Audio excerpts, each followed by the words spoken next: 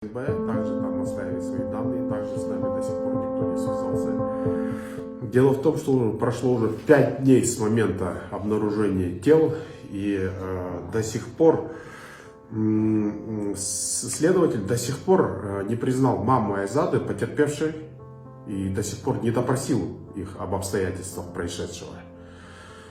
Почему это важно? Дело в том, что уже начались задержания подозреваемых, назначаются экспертизы. Потерпевшие вправе знать о сущности обвинения, они вправе участвовать при назначении экспертиз и вправе заявлять ходатайство, то есть принимать свое участие в установлении истины в определенных следственных действиях.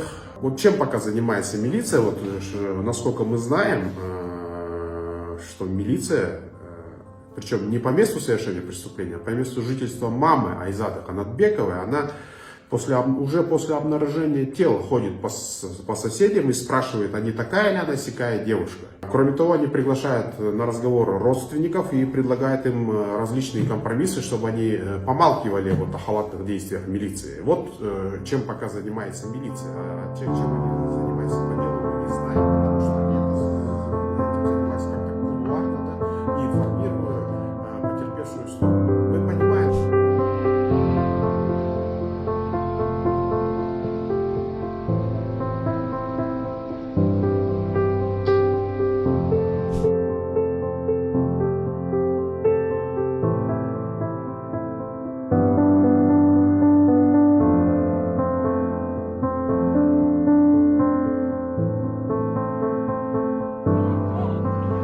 Stop!